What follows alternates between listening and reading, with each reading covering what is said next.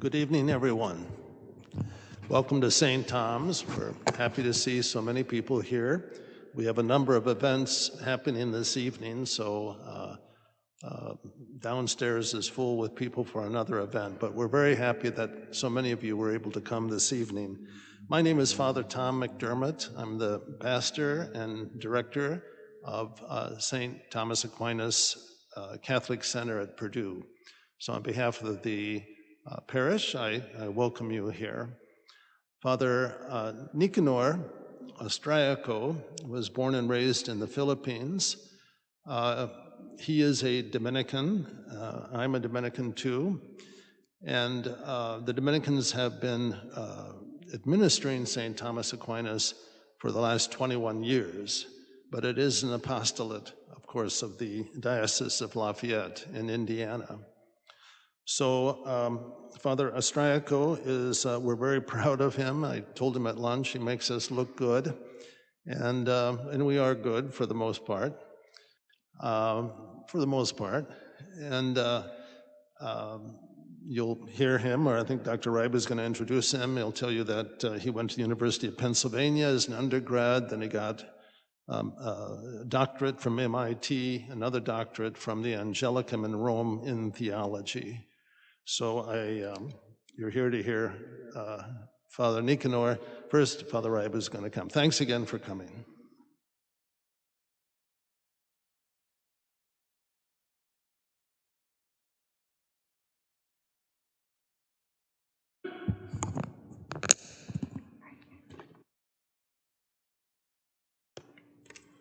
I have just a few remarks, but I wanted to welcome everyone first. My name's Thomas Reibe, and I'm the president of the Aquinas Educational Foundation, and also I'm the director of religious studies at Purdue. And we're part of the interdisciplinary program at Purdue, which figures importantly in tonight's topic.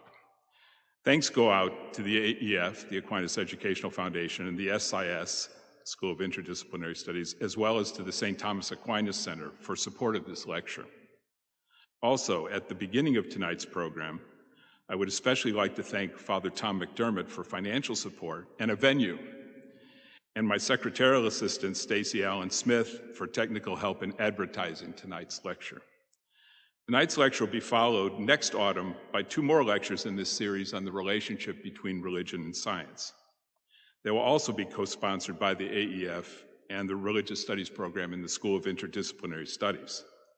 They'll be co-sponsored, the School of Interdisciplinary Studies should be one of the sponsors of this lecture series is especially fitting, since this year's series is again emblematic of interdisciplinarity at its finest.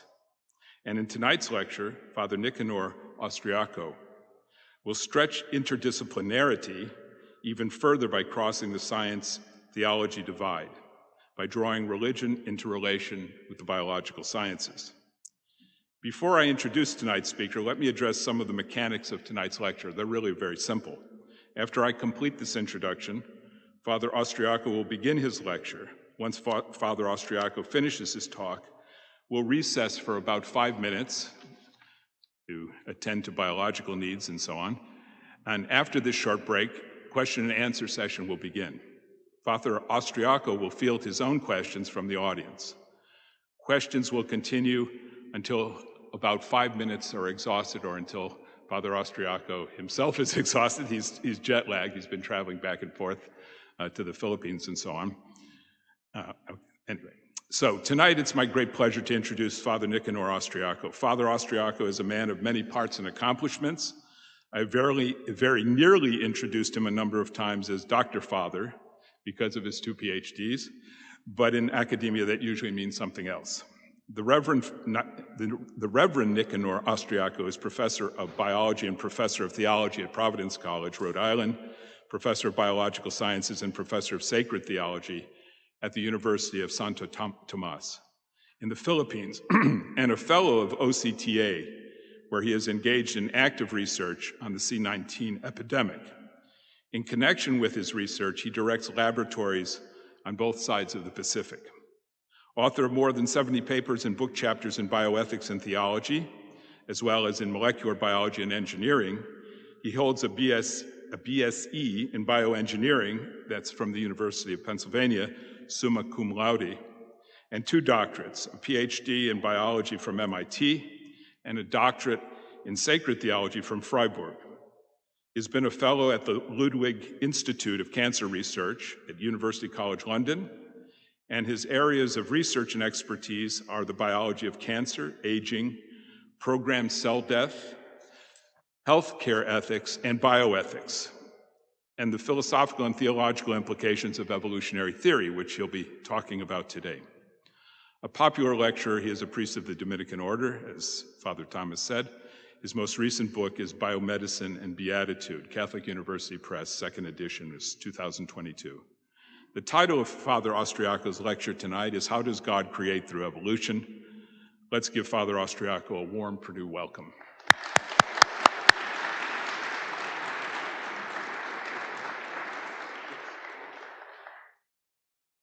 Thank you very much to Father Thomas and to Dr. Riba for the kind introduction and for the invitation to come to Purdue. This evening, what I would like to do is to really bring together philosophy, theology, and molecular biology, especially the area of genomic sciences, in order to provide an account for how we could understand God's creative act through evolution. So I'm going to lead you through the philosophy, because I believe that when I teach this in class, it's so important not just simply to get to the conclusion, but to actually show you how faith and reason are called to work together. And so the actual showing of how this is to be done is part of what I would like to present today. So we're going to be talking about 3 questions. So the very first question is, what is God? Now notice this is not who is God, this is what is God. And I would like to propose to you that the answer to this incredibly penetrating question, which St. Thomas Aquinas is supposed to have asked for the first time when he was 10 years old. So the story goes that the great intellectual saint of the Dominican Order, when he was 10 years old, asked his teachers, what is God? And they didn't quite know how to answer that question. And so he spent the rest of his life providing one of the finest responses to this question. And I would like to address it. Right, you can figure out the answers to the next 2 questions, which is, how does God create through evolution? And then why did he do it this way? So there are 2 accounts of creation here. There's an evolutionary creation, which is the account that I'm going to present and to discuss this evening. And then there's special creation, which is the account a literal understanding of the opening pages of Genesis will present. And so what I would like to end with is this actually very brief discussion. Why would God have chosen evolutionary creation rather than special creation? Because there's a lot of people just simply say, look, if you look at the book of Genesis, God created a certain moment in time. He did it in a few days, and bam, ever since then, we've had life as we know it. Using again the synthesis of Thomas Aquinas, what I would like to propose is that there are actually theological fittiness arguments for why God would have preferred to choose to create through evolution than through the account of special creation that a lot of individuals will simply get from reading the opening pages of Genesis. 2 things that I'm just going to assume. I'm just going to assume the scientific theory of evolution. You know, my students and I go to conferences together. First weekend in April, I'm taking my entire lab from Providence College to the annual meeting of the American Society of Biochemistry and Molecular Biology. This year it's going to be in Philadelphia. And what's really striking is that my students will be walking around with me, and then people will go, who's that? They're pointing to me. And there's, oh, he's a priest. And they're like, your PI is a priest. So PI is principal investigator. Your PI is a priest? They go, yeah. They forget how different it is for their PI, molecular biologist, to be supervising their research. And the very first question they will ask is, does he believe in evolution? And they will, my students will say yes. And the second question is, well, where did he study? And then there's my students who say, MIT. And then they go, he went to MIT and he's a priest? And then usually sometime that evening, I'll get a tap on my shoulder and someone will say, I heard you're from MIT and you're a priest. How does that work? So what I'm trying to show you this evening is part of how that will work, how faith and reason come together so that we are looking for how God looks at the world. And how God looks at the world is what Aquinas would call wisdom. And it is an over-encompassing knowledge. It's not just the mechanistic view of how this gene and that gene works together. It's about how God sees the world, not just today, but most importantly, how he's calling us to himself. Okay, so let's begin. Oops, there we go. So I'm going to begin by talking about what is God, and I'm going to lead you through the philosophical argumentation. And Aquinas was an Aristotelian at heart, so what you're going to see this evening is you're going to see Aristotle in action. So what Aristotle would say is that you always start with what's familiar before you go to what's unfamiliar. So we're going to talk about a dog, because a dog's familiar. And I'm going to ask, how do we define a dog? And if I say, okay, oops, not moving again. A dog is an animal with 4 legs. True, but not true enough. An elephant would fit that too. And so what we go is that it's not specific enough. So what we are going to have to do is we're going to come up with this definition. A dog is an animal that barks. And I'm just going to assume for now, we could sit here and argue forever whether or not barking is what distinguishes dogs from non-dogs. But for sake of argument, we're going to take that barking is what dogs uniquely do. And this is an Aristotelian definition. Aristotle would say that you define something, you specify something, by looking at a general class, in this case animal, and then identifying what he would call a specific difference, something that this subset of items uniquely does. And so he would say barks. And so you can say a dog is an animal that barks. And it specifies very specifically what a dog is. So you notice, in order for us to define a dog, you needed to identify a characteristic that distinguishes dogs from non-dogs. And we do that by simply looking around. Aristotle was an empiricist, so he basically said you have to look at everything. It was not Platonist. Platonists, mathematicians, they close their eyes, they contemplate the numbers, the forms are out there in the ethereal heavens. For Aristotle, it's right here. What we see is what we get. So now,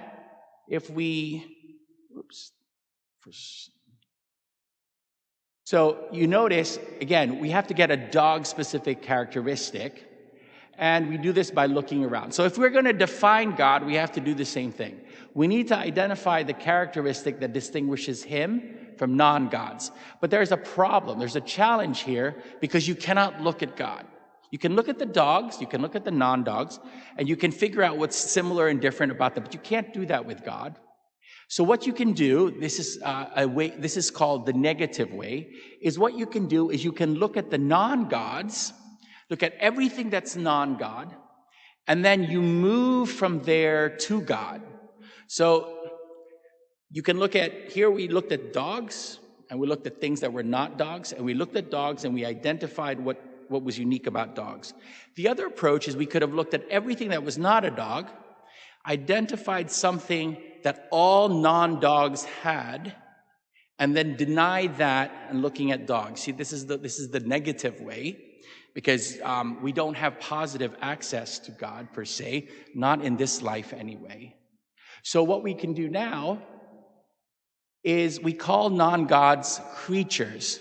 And so we have to ask the question, this is what Aquinas would ask, what is the defining characteristic of all creatures?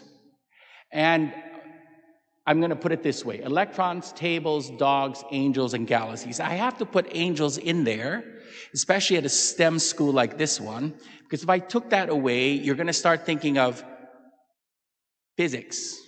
You're going to be thinking about quantity, you might think about strings, you might think about something material. So I have to put angels in there because angels are non-material creatures. And so the question is, what is held in common by all of these creatures? And notice, because we have angels in there, it's not physics, it's metaphysics. And metaphysics is the branch of philosophy that interrogates and understands things that exist. While physics, properly speaking, is the study of things that move, that change. So what we're going to do now is I'm just going to go to Aquinas again. And Aquinas is basically going to say this. He's going to say that in creatures, this is the defining characteristic. What they are can be distinguished from that they are. Now, you're going to say, what does that mean in English? I'm going to just use the terminology. It's called that he proposes that in creatures, their essence can be distinguished from their existence. So I have to go over these philosophical terms, right? So when we talk about essence, I can say, okay, right, what is a unicorn? Here's a unicorn, and I'm going to ask, what's the essence of this unicorn? And you can say the essence of a unicorn is that it is a horse with a single horn. Now notice again, you have a general class, horses, and then there's a very specific difference, single horn. So it's a horse with a single horn. Now, if I ask you, what is a Harry Potter? Because now, what is the question of essence, right? Oops. Here's Harry Potter. There he is. He's a lot older now. If I said, what is that? What is Harry Potter? You would say, okay. The essence of a Harry Potter is that he is a boy magician imagined by J.K. Rowling. Again, notice, boy magician is a general class. And then you have a very specific difference, in this case, imagined by J.K. Rowling. Now, it's really important to see this, that you can understand unicorns, Harry Potters, and pencils even if they do not really exist. And when I teach this to my students, I say, sorry, Harry Potter does not really exist.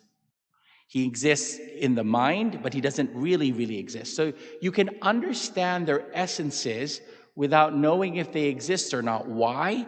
Because their essence is different from their existence. You can understand what they are, regardless of whether or not they exist or not. And so when you see this happening, you will see that the defining equation for creatures is the essence is not equal to their existence.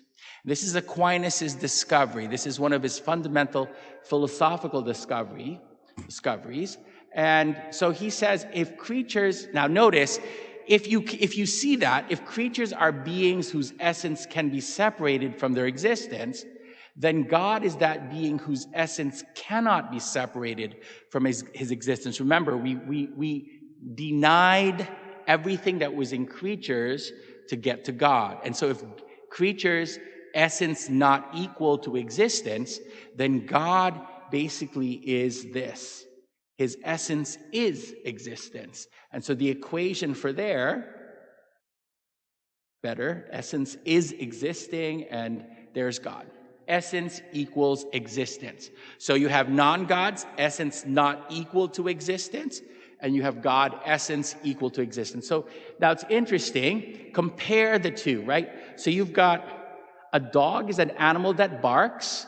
Now God is that being whose essence is his existence. You see, the logical structure is the same. You have a general class, animal, and then you have something specific, barks. In this case, it's being, and essence is his existence. Now, being here, again, is analogous because God properly does not belong to a class.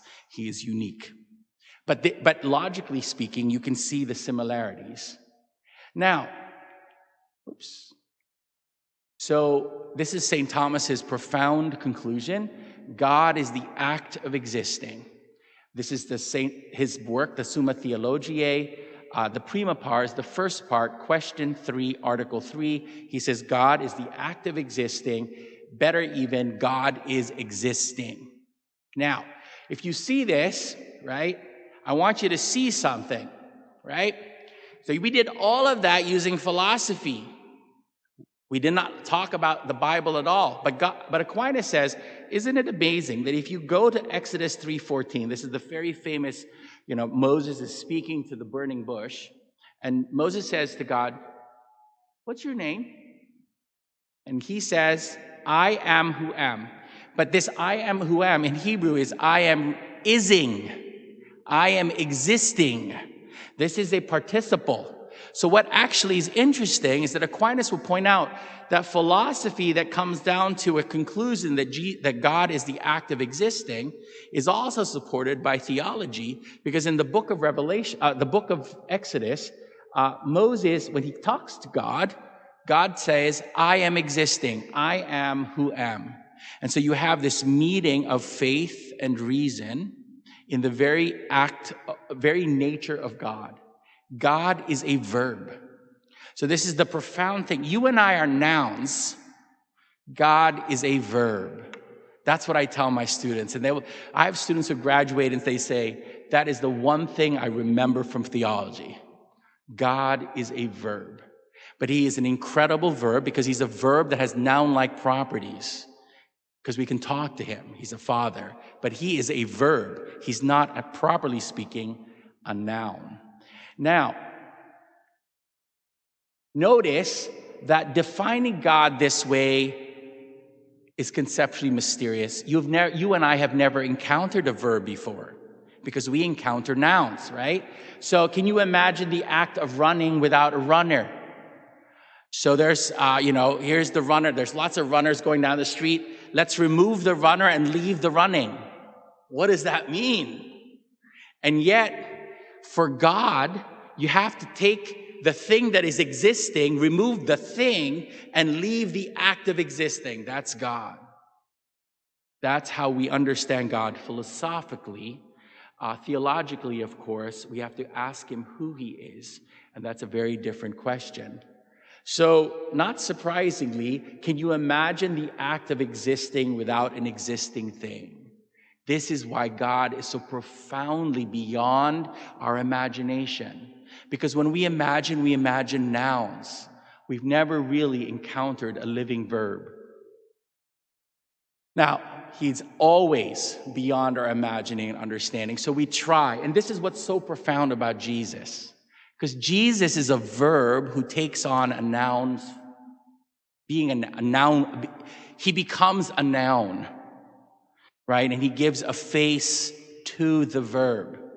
This is why we say, when we see Jesus, we see the Father. We see God.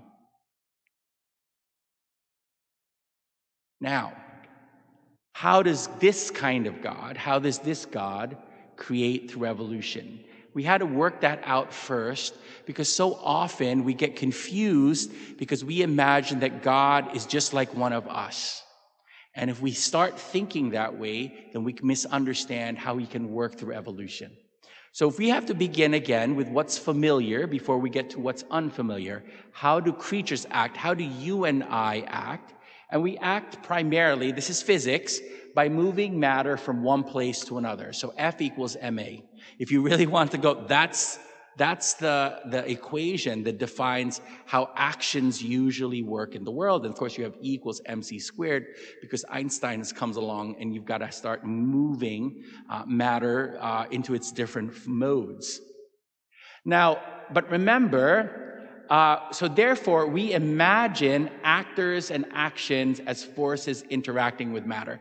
And so when we think of God, we often actually, make the mistake that God is just Superman. He's a super force who is doing things like we do. We don't realize he's radically different. So how does God act? Remember, he is a verb, we are nouns. So we should expect that he's going to act in a very different way. He's a verb, he does verb actions, we do noun actions. And so it's going to be radically different.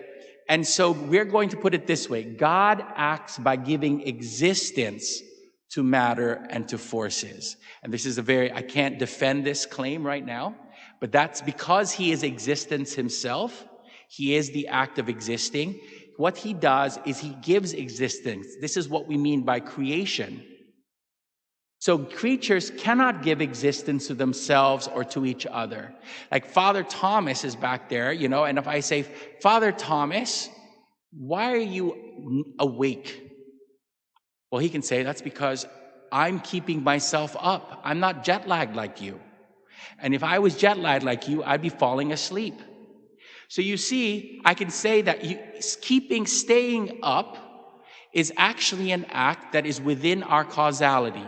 You and I can stay up, you and I can fall asleep. But if I ask you, why are you existing? And I mean existing now, if I asked Father Thomas, why are you existing now? That's a very different kind of question. Because if he said, all right, I'm keeping myself in existence, I'll say, okay, stop that. Stop keeping yourself, annihilate yourself, let yourself disappear. He can't do that. Now remember, the opposite of existing is not dying. Dying and living are opposites. Existing and annihilation are the contrary. So if we're saying, okay, you're giving yourself existence, stop that. Just simply disappear. You and I know we can't do that. And we certainly can't do it to each other. I can't just say, what's your name? I can't say, Joan, keep existing. And I'm saying, Joan, disappear right now. Boom, she disappears. Again, this is not Harry Potter. Right? So Joan's existence requires an explanation. And usually, again, this is philosophical. I don't have time to present the argumentation, but we say that Joan's existence is best explained by a first cause who gives her existing. Because she can't give it herself, so she's got to get it from somewhere. We say it's from the first cause. People call that first cause God. Now, so what we say is that God acts by giving existence to matter as particular kinds of things with specific natures. Let me illustrate that. We need a new battery for this. Okay, how does God do this? Right? Now, I want you to think about this. An author writing a note with a pen. If I ask the question, who wrote the note? You're going to say, the author wrote the note. But you see, if you think about it, the pen wrote the note too. If I took the pen out of the author's hand, he couldn't write the note, right? Both of them wrote it together. And the way we say this, philosophically, is the author is the primary cause and the pen is the secondary cause. So you have two causes working together in order to give rise to in this case, the thank you note.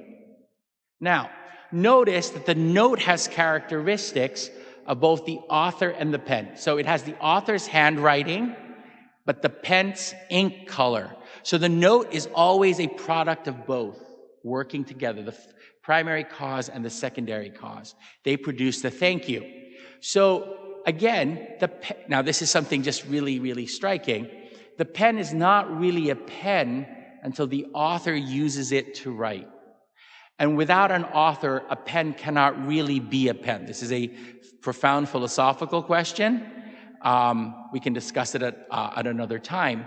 You know, a new pen that you can just buy from the bookstore there at the corner that's never been used, in a sense, it doesn't really, quote, become a pen until it's used for the first time, because then it fulfills its nature. It fulfills what it's for, and it can't do this without the author.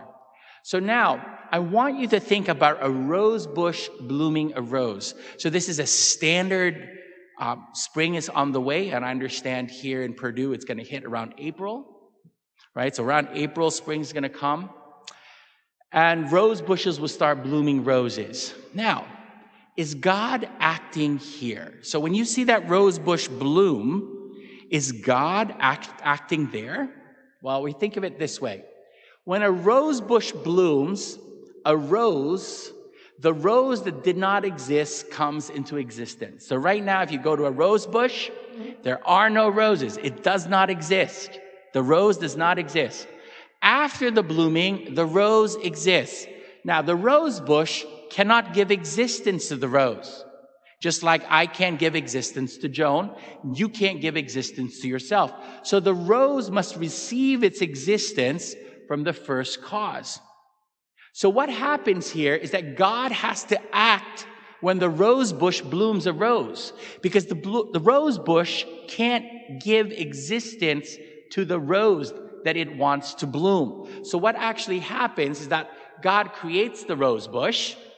He gives the rose bush nature that allows it to bloom a rose. And then God acts with the rose bush together, primary and secondary causality, so that it can bloom a rose so it can produce an existing rose. So you notice that the rose bush is a secondary cause and God is the primary cause. Now, again, remember that what you're seeing here is that God and the rose bush are acting when a rose blooms. They're profound spiritual realities here. So I was giving this talk once, and I had a student in the audience, and a student said, "Oh my God, I just realized something, Father." I said, "What?" "I'm God's imaginary friend." And he is right. You see, J.K. Rowling imagined Harry Potter, but she couldn't really imagine him into existence. She made him multiply, she made him famous, but she couldn't make him really real. When God imagines his imaginary friends, they sit in a church listening to a lecture. And this is really important because I have students who will come to me and they say, "God's forgotten me." Now, before I would say, "Let's look in a mirror." Now I just say, "Let's look up your cell phone." So they look up their cell phone, take a selfie, and I go, "Are you there?" I said, "If you are there, God must still be thinking of you. Because if he stopped thinking of you, you disappear." Just like when J.K. Rowling fell asleep, Harry Potter ceased to be. That was until she started writing about him, and the other minds, like yours and mine, began to give him existence as well. And so you see, what actually happens is that you imagine that this entire universe around us is sustained in existence by God's thinking about it. He thinks us and wills us into existence. And so everything that comes to be has to be because he is also thinking about it. Now, you go, "Well, what does that mean?" Well, it means this. All right, I want all of you to imagine a red kangaroo. Okay, let's all imagine a red kangaroo. That red kangaroo, that image of a red kangaroo didn't exist 10 seconds ago. So now it exists because you brought it into existence, but you cannot give things existence. So God worked with you in that moment so that that image of a red kangaroo could enter into your imagination. It could come to exist in that way. And so you see, you have this profound account of creation that's happening now. A lot of people imagine that creation is something that happens 13.8 billion years ago during a singularity that banged. But at the end of the day, this for the philosophy that is robust enough to explain what's going on, we have to say that God is creating now. And so there are moments like during a blizzard, if you go out into a blizzard, you have to keep in mind that God is imagining every single snowflake that is coming down from the heavens, because every single one of them to exist has to be a product of God's thinking and willing it into existence. So you see, just like the thank you note, there's the handwriting of the author and the ink color of the pen. What you end up is when you see a rose, the rose is a rose because of the rose bush, but it is existing because of God. So the rose, again, has fingerprints of two causalities. The rose bush makes it a rose, but God gives that rose the existence it needs to be present. And so when you realize the profound implications of this view, you can simply go around the world and look at the world, and it will be very different. Because you will see that God has to be everywhere and every time and every moment. Because otherwise, things that are there will simply disappear. They'd be annihilated. This is why Aquinas will say, God is closer to you than you are to yourself. Because he has to give you the existence, something you cannot even do for yourself. So God gives creatures their existing, he gives the creatures their natures, and he acts with creatures to realize the perfection of their natures. God does everything that we do except sin. That's a completely different lecture. How do we account for that, right? Because sin is something that doesn't exist. Because it doesn't exist, God doesn't have to be there in order to explain that sin. So you notice evolution now, if you look at it, you have to imagine what evolution is like. So God gives his creatures natures that are dynamic. Things are changing. You and I change all the time. So God's acting with creatures with dynamic natures which interact in a dynamic universe gives rise to evolution. So evolution, and this is what is so important for me to illustrate to you, is not a process that's happening out there and that God is somehow looking at it. God is evolving it because the things that are evolving first exist. And so if they first exist, God has to be there. And God isn't there for every interaction, every single mutation that takes place. God is present in that action because that action, that mutation that occurred, didn't exist at one point, and now it does exist. And so again, God is working with creatures together as primary cause and secondary cause to realize the universe.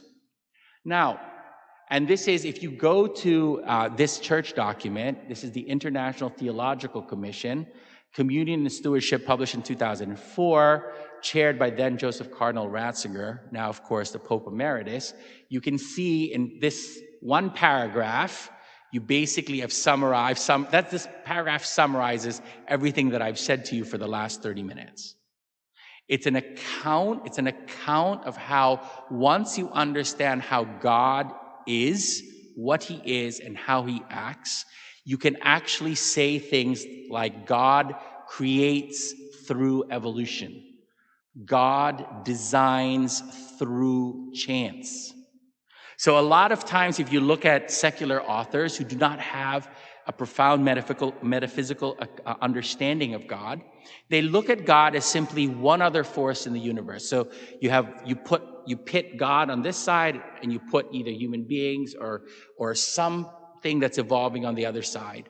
God is actually in the very fabric of the cosmos. He keeps that cosmos moving. So now what we have to do, is we have to ask this question. So why does God create through evolution? So I end up having to enter into dialogue with a lot of creationists, both Catholic and non-Catholic. The assumption is that special creation, miraculous creation, is a superior account of how God could create. And what I'd like to end up with a couple of slides here, is to propose an alternative view. That if God had a choice, of course he had a choice, he would choose to create through evolution before he creates through special creation. And I'm going to use Aquinas. Aquinas provides reasons for why God creates. He doesn't, of course, know about evolution.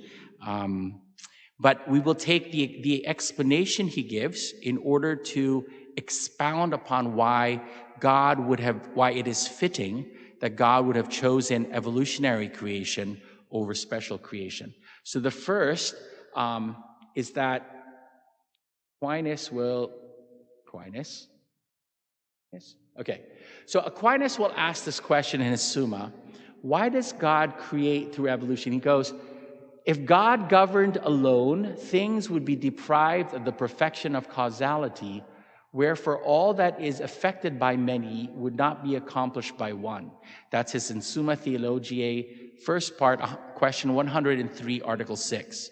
What does that mean in English? It means this: if God will choose to create through creatures most of the time, And you go, why does he do that? Well, you have to ask, what is the purpose of creation? It's to reveal God's glory. That's very clear from all through sacred scripture. It's to reveal God's glory. So we have to ask, which reveals God's glory more? Evolutionary creation or special creation? And the analogy I'm going to use is the following. We are at a university, right? So I ask, who is the better teacher? The teacher who will simply answer the exam on his own, or the teacher who can teach a student to answer the exam? And you will see it's a lot harder to be a teacher that can make a student as good as you than to simply just do it on your own. And so what Aquinas is going to say is that when God works through creatures, when he gives them a share in his causality, he actually reveals his power more than if he simply did it on his own. Just like the better teacher is able to work through a student to answer an exam than to simply answer the exam on his own. It takes more power to do that. So this way, right, he is able to give his creation, the material universe and the individual creatures within it, a share in his causality, which is harder to write a book or to make a book that writes itself. And again, you will see, it's much harder to give your causality to something else. And so Aquinas will say, God's MO is always to work through creatures. And I have to point out that this is the rationale behind the sacramental system in the Catholic Church. You know, God can forgive sins, but he chooses broken, unworthy priests in order to make sure his people know that they are forgiven. I've been a priest now, by the grace of God, for 16 years. And one of the things, the great privileges of hearing confession is to hear someone who experiences the great sense of renewal when she discovers she is forgiven. And there was a woman once, I don't even know who she is because it was in a confessional. She had accidentally killed someone in a traffic accident. And she blamed herself for that death. And she confessed it, and I explained to her, look, you didn't intentionally do this. The individual ran across the street in the middle of the night in a torrential rainpour, and you ran into her. But she blames it, and she goes, I can't forgive myself. And I say, well, I can tell you that God forgives you, first of all, because it's not something that you needed to be forgiven, but I can reassure you that you are forgiven. And that sense of healing that came from hearing that she was forgiven was one of the reasons why the Savior of the world put into place a sacramental system that uses water, words, bread, wine. These are creatures in order to do what he wanted to do. You see, this is the profound account.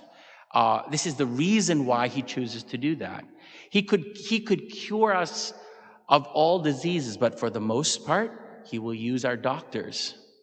So God will use this MO. He uses his creatures precisely because Aquinas will point out it actually reveals his power in a much more focused way. Now, what about miracles? Yes, there are times when he will act through miracles, but those are for very specific reasons, according to Aquinas, to deal with very specific individuals or group of people. But he will prefer to work through creatures rather than to work directly. And so this is Lao Tzu. Give a man a fish, feed him for a day. Teach a man to fish, feed him for a lifetime. So that's the first reason. The second reason is this. Again, from the Summa, this is Aquinas. Aquinas is going to ask the question, why did God make so many things? Why didn't he just make one thing, the perfect angel? And Aquinas will say this: the reason he made so many things is because he is so perfect, right? He is such a infinitely perfect, beautiful, good thing that he needed an infinite number of things to best reflect that infinite goodness that he has.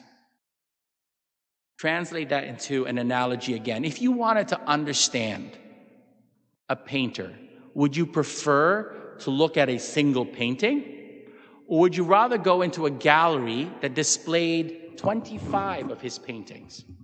And hopefully, you would prefer the 25, because each one of those 25 pictures reflects a little bit of his genius.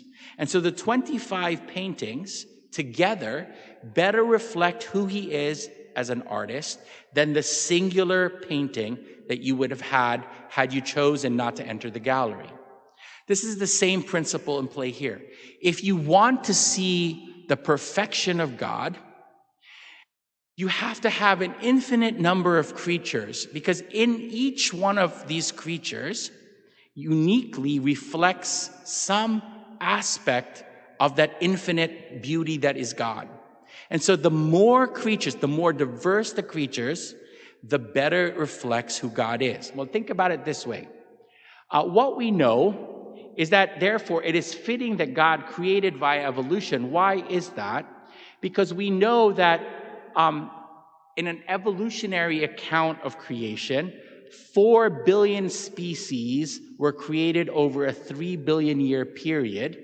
But if he did it specifically, it's only 8 million extant species today. So there's about 8 million species today. I'm sure there's many that we haven't counted yet, but there's 8 million. But over the course of history, there's been about 4 billion. So think about it again as paintings, right? So if you only have a small gallery, you can put the 10 paintings in there.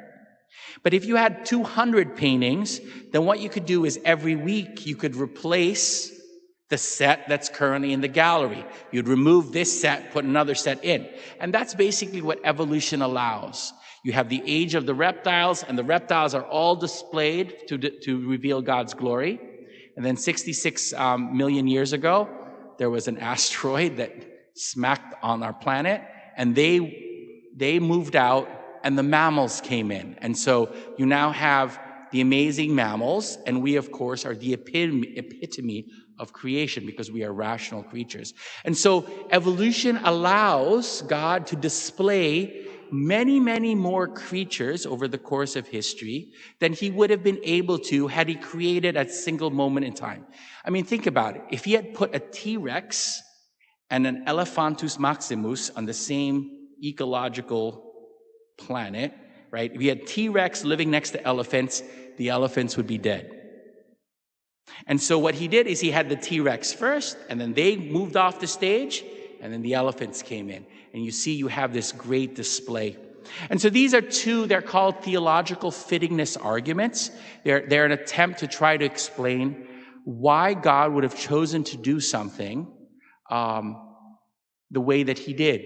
And because we are working towards revealing his glory, these are two possible reasons for that. So this is my... And so there's the illustration. You know, you have an enormous gallery with lots and lots of pictures. And that's what we see in an evolving world. So, oops. So this is my concluding slide. So God creates through evolution. He designs through chance.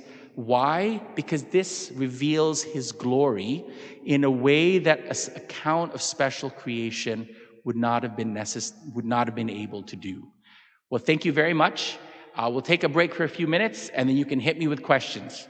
So I'm assuming here, by the way, that I didn't bring up the science of evolution. So if you want to bring up the science of evolution, we can talk about that. I also didn't talk about how we interpret sacred scripture. So reading Genesis.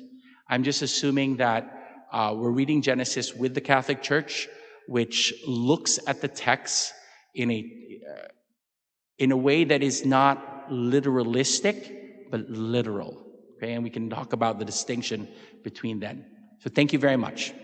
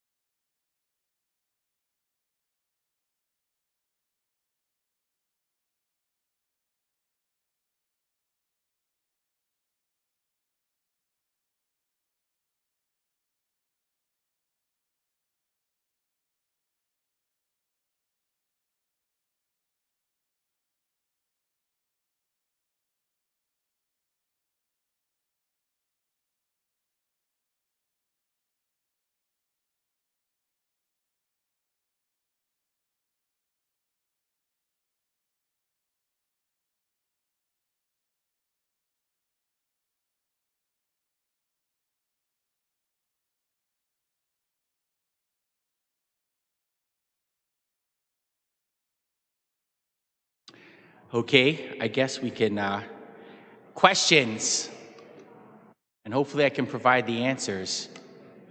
Any questions from the floor? Yes, yes. Yep.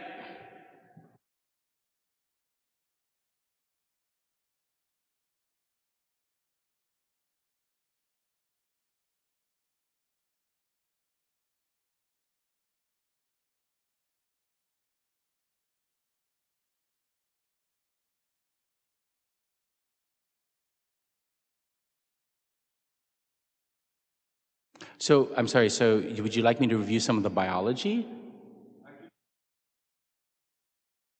Mm.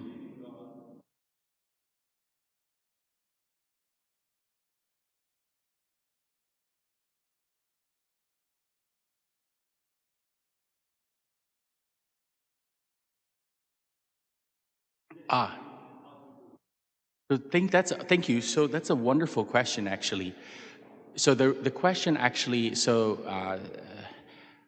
he wants to ask the question, can you use science in order to convince someone that there is a God? And so at the very heart of this presentation is an account that God is necessary to explain the existence of things. Okay, so science actually presupposes that things exist. So I am a yeast molecular biologist, and yeast is my model organism. I study both budding yeast, Saccharomyces boulardii, Saccharomyces cerevisiae, and then Saccharomyces boulardii and Candida albicans. These are model systems that my students and I use in order to interrogate biological function. So just like when Joan was sitting there, I would ask, Joan, why do you exist? So Joan's existence needs God to explain why she's there. So science actually presupposes, because science looks at, examines, studies existing things. A question before you can even begin science is, why does this thing that you as a scientist are studying, why does that exist? And so, that of course is not a scientific question. We're not talking about quantum fluctuations, and we're not talking about things coming to existence, as in, for example, switching from matter into energy. We're actually talking about the more profound question of, Why are things there rather than not there? This is a question that scientists properly so-called can't answer. And so what I do when I go back to MIT, so I go back to MIT once every semester. They usually invite me over to give a talk, and this always comes up. And I have to explain to my friends and colleagues in the biology department that science presupposes that the stuff that we study is there. They exist as stable things, and their existence perdures. That all begs for an explanation, and science can't provide that explanation. It can provide it statistically. So some people will say, well, it's statistical, right? So all the atoms in this ball happen to be statistically all existing at the same time. And I said, that's why they're all existing at the same time. The question is, why, when one atom goes out of existence, what explains that? And the scientists will say, that's not a scientific question. And I'm saying that's correct. That's a metaphysical one. So to answer your question, the metaphysics provides a grounding for why science is even possible. And so it's not like you can use science to explain God. It's just that God is necessary to explain why science is even possible. So it's kind of like the more basic question. So thank you for...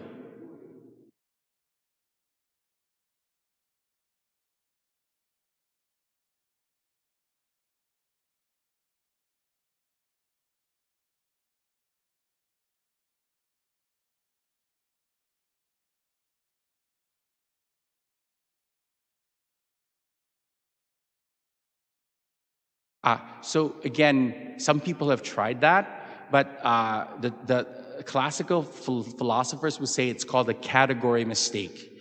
You are trying to use an area of knowledge to interrogate an object that is properly not subject to that. So, like you wouldn't use evolution to try to understand angels. And there's a specific area of knowledge that studies the existence of angels and their behavior. And so just like psychology, mathematics, each area of knowledge has a particular object. Each area of knowledge is directed towards a particular subject.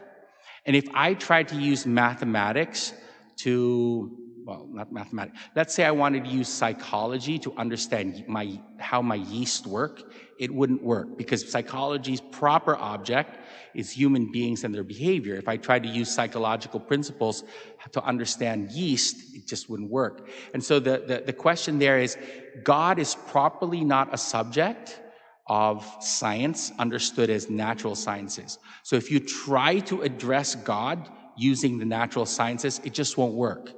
The kind of arguments that you would bring forth would be straw men. They would simply be easy to undermine one way or the other, is what people would say, because you're actually using the wrong technique you're using the wrong kind of science to answer the question you're trying to answer. So thank you very much. We can talk afterwards, because I want to give the rest of the audience a chance. Yes.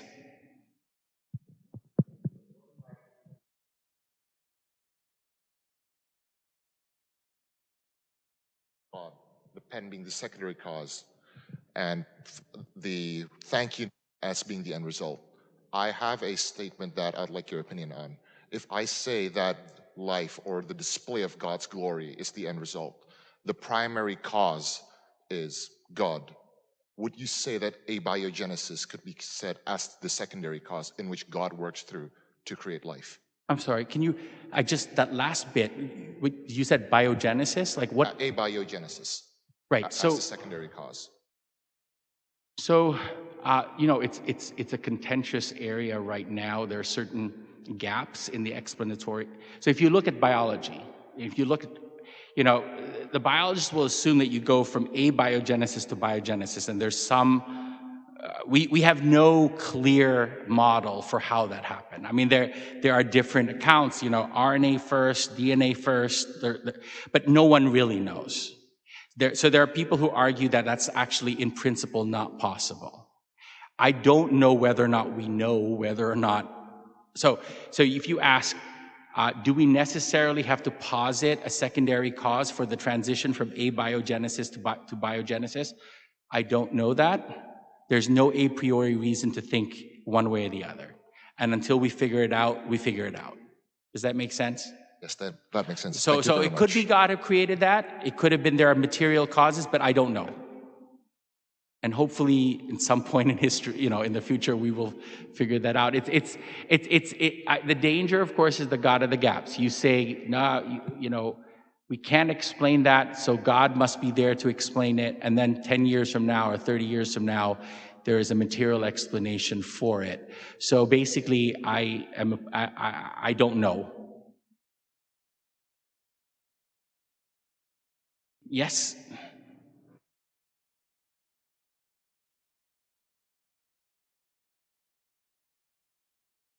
I was wondering about the creation of the angels, specifically, why isn't it fitting that angels could evolve as well? Just what is the essence of angels, just etc. I'm just interested. So I taught a class on angels and demons last semester. Very different from the kind of classes I teach in the biology department. So there's a philosophical. So angelology is both a philosophical and a theological area of interrogation. Right? So angels are pure spirits.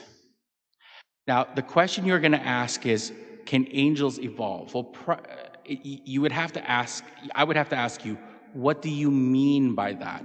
Because spirits, in principle, don't evolve because the mechanism of evolution that we understand, it requires matter. Right? So if, you have, angels don't have genes, angels don't have mutations, they're spirit. So, and we only speak about spirit analogously because we're not that familiar with spirit. We're familiar primarily with matter. So matter evolves. So this is actually important too for humans, right? So I didn't have a chance to talk about Adam and Eve. One of the things I work on right now is to try to reconcile an account of Adam and Eve with the very best paleogenomic sciences that we have today, to try to explain how you would reconcile not the first chapter of Genesis, but the subsequent chapters of Genesis, the narrative in Eden. How do you reconcile that? Was there one single Adam? Were there multiple Adams? How do you reconcile that?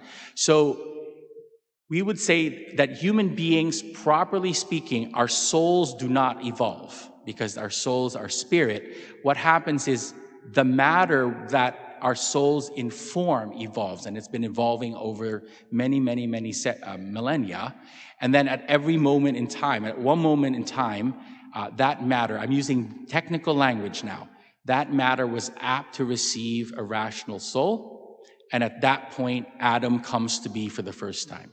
And we posit that this happened about 100,000 years ago in a small population of hominins in, the best science says, in Eastern Africa, from which all of us are derived. And the thing that I'm working on right now is that what would the first evolved human look like?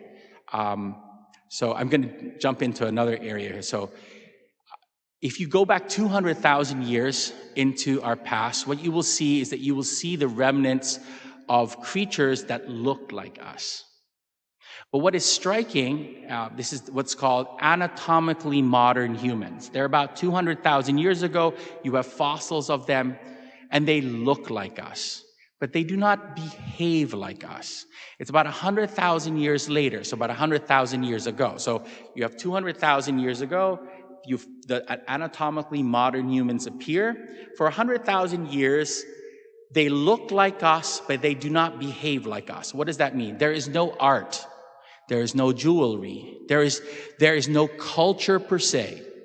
So what happens is that if you look at this, what appears to have happened is that there were things, creatures that looked like us, and for about 100,000 years, and there's this called the Great Leap Forward by anthropologists. Somewhere about 100,000 years ago, boom, something changes. All of a sudden, you have explosion of art, you have jewelry, you have musical instruments, you have little, basically, images of goddesses and gods.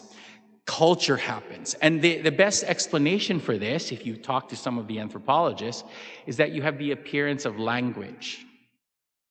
So language is thought to be the explanation for how we went from anatomically modern humans to what are called behaviorally modern humans. And we are behaviorally modern humans.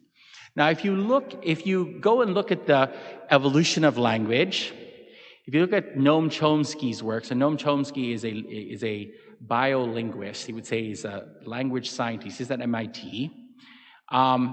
He will propose, and there are reasons for this, that the linguistic capacity, the capacity of language, appeared in a single person. And there are reasons for this, why he says this. It's very hard to imagine the gradual evolution of language. What does half of English look like? Do you see what I mean? So there are reasons for this that I can get into. He will say that language had to evolve in a moment. It's not like you had a third of English, then a fourth of English, then a fifth of English. You had no English, and then you had English. You had the capacity for language. And he will say that this happened in one individual. Now, if this is the case, and this is the person we call Adam. Now, if this is the case, since every human being today is born with the innate capacity for language, every single human being today must have been descended from this one person. Now, there are biological models for how a trait like this over the last 100,000 years could have become fixed in the population so quickly, but everyone believes that the ability to speak, the linguistic capacity, would have been incredibly evolutionarily adaptive. Now, let me ask you this. Who do you spend most of your time speaking to? Yes, it's yourself. Turns out, Noam Chomsky pointed out that language did not evolve primarily to communicate with something else. Noam Chomsky proposed that language is actually a cognitive tool. It allows us to speak to ourselves and in this way to organize basically our thoughts. And it allows us to see into the future and into the past. Think about trying to think about the future if you have no words to peg your ideas down. So it's this ability to speak is actually, now I get back to the philosophy, what's distinctive about us, according to Aristotle and Aquinas, is our rationality. It's abstract thought. And abstract thought is not like thinking about things. It's thinking about very specific things. It's about thinking about conceptual things. And I came across this for the first time when I had finished college and I went home for my gap year and I had to teach the 5th grade. And I thought, oh, it must be so easy to teach 5th grade. And then I started to teach fractions. Oh my goodness. Like, how do you explain a half to an 11-year-old? And I had these 11-year-olds, 32 of them, looking at me. And I'm like, half. And they looked at me, half. And Mrs. Dorothy Harshman, who was the experienced 5th grade teacher down the hall, said, you have to show them half. So I brought an apple, cut it down half. Took a, chocolate bar, half. Then I poured, and the kids were looking. And then John Louis, who's now a banker in Hong Kong, he goes, half. He got to see it. Now his classmates were like, what? So this is where he blew their minds out. He took the half of the chocolate bar that he broke it, and he said half. And that just confused the little kids were like, what just happened, right? Now, what you see is that half is a concept. It doesn't really exist in the world because this one half could also be a whole. It could also be a quarter. It could also be a third, depending upon how you conceive of it. Noam Chomsky pointed out that language, too, requires abstract thought. And he reduced it to this notion of merge. So I'm going to say an English sentence that has two meanings. Just like you see a piece of chocolate can be a whole, a half, a third, a fourth, there are different concepts that can be attributed to this one piece of chocolate. You can see the same thing for language. If I say, Matt is too angry to eat, there are two English meanings to that. One of them is Matt is too angry, he cannot eat. What's the other one? Matt is too angry, I cannot eat him. Right? When you say, my pizza is too hot to eat. You see? So now, you notice, language requires abstract thought. Because you have the same sentence with two distinct meanings.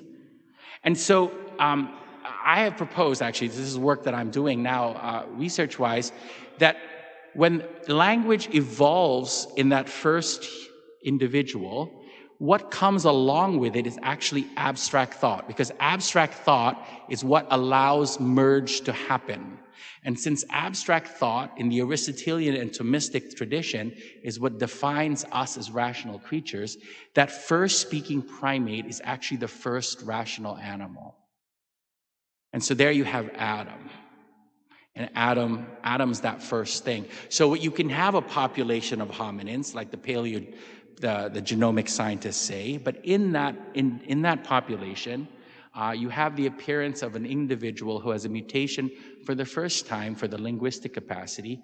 That person is Adam. And since all of us have that, we're all descended from him, every single one of us. Because there's no human being, I've talked to so many linguists, even with congenital diseases, human beings are born with this linguistic capacity. It's like the one thing that we all have. That's just to give you a sense of the other stuff based on this. Other questions? Yes, sir.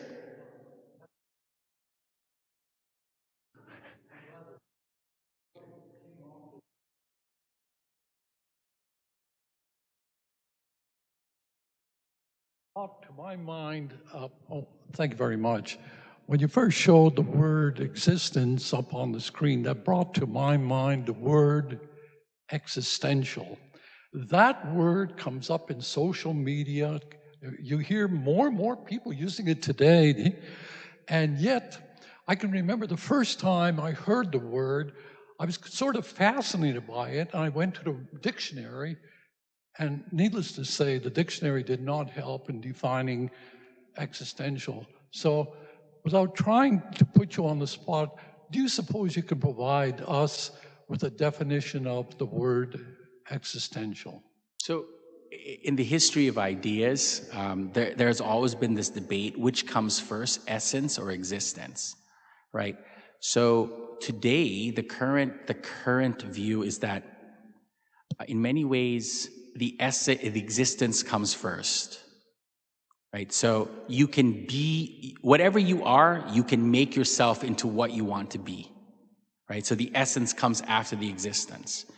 But in the classical view, what you are comes first, and what you are shapes you and makes you become what you're going to be. The existential movement is really a focus on self. It's a focus on affect. I mean, you just look around. The denial of the stability of things existing as they are, and that the experience of these things is more important than the essence of the things are really important. I mean, just our country is consumed with questions of identity. Identity is and my experience versus your experience are radically different. And what you are What you are is actually a sum total of all the experiences that you have, right? That's an existential view versus the essential view, which is what you are is determined by what kind of thing you are. It's really a worldview, more than anything else. Any other questions? I'm slowly fading. Yes, ma'am. Hi. Okay, so I have a question. You mentioned about God creating in Genesis and like the literal interpretation. I guess my question is, could you talk a little bit more about the literal interpretation? Because I think it's almost like a faith question for me as well. That's a wonderful question, actually. So let's say you came across a love letter and it said, "Dear Teddy Bear." Now, you're not going to say, "Oh my God, my roommate's in love with a furry creature." Right? You would say, she's falling in love with this guy, and Teddy Bear is the name she has given to this guy. Now, you notice the literal meaning then is not what the words say as they say it, it's what the author intended. Right? So when she said, "Dear Teddy Bear," you're not going to read teddy bear and see that as a teddy bear. You're going to see that as a term of endearment for one person to another. So you're looking at the author's intended meaning. So when you look at the book of Genesis, we have to ask, what did the sacred author intend when he wrote that text? Now, because it's a sacred text, there are two authors, God, working as primary cause, and then the human author as secondary cause. So how do we understand a text and the author's intent? Well, if you knew it was a love letter, you would read it a particular way because you know the form of that text. So I'm going to use the proposals of Benedict XVI in a book called In the Beginning.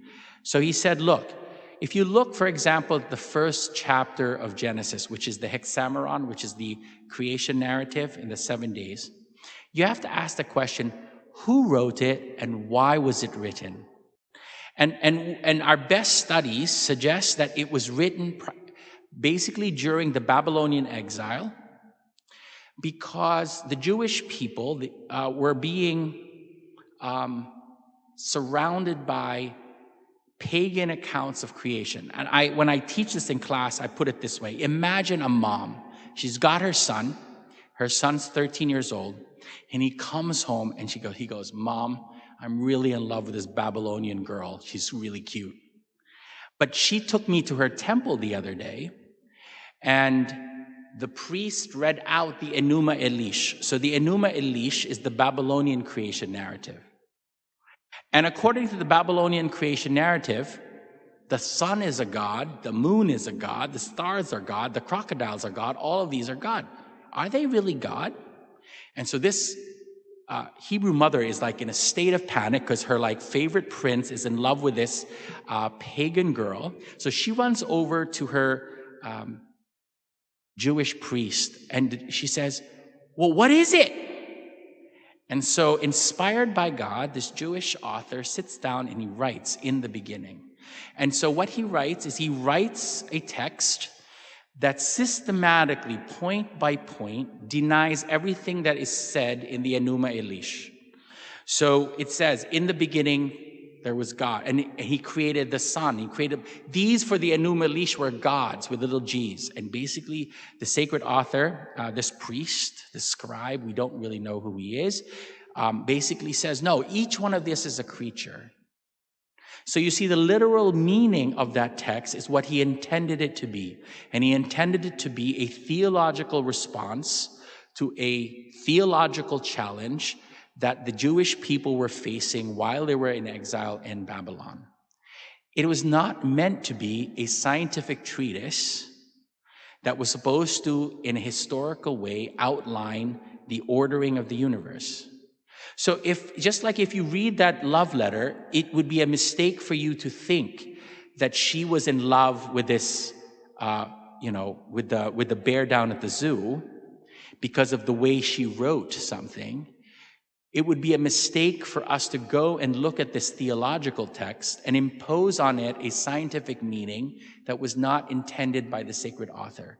This is what I mean by literal, because literal is not the face value words per se, it's the intended meaning of those words by the author who wrote them.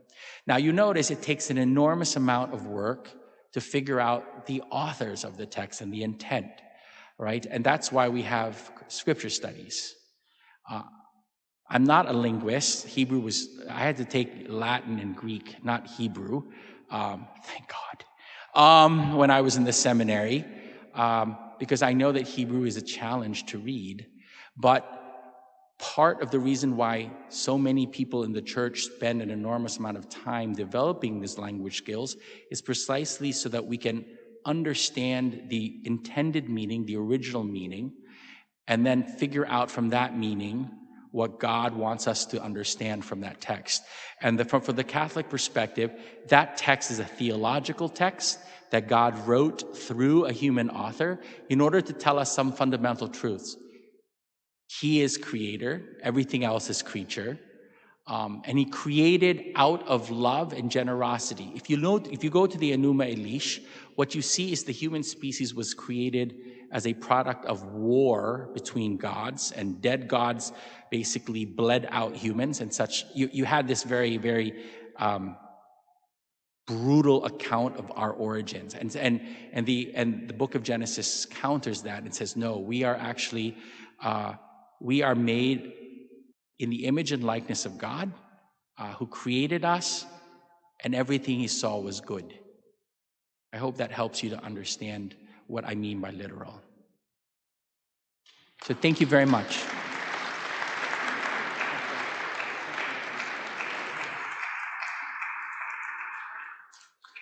You're all invited to come downstairs for some light refreshments if you want to continue the conversation.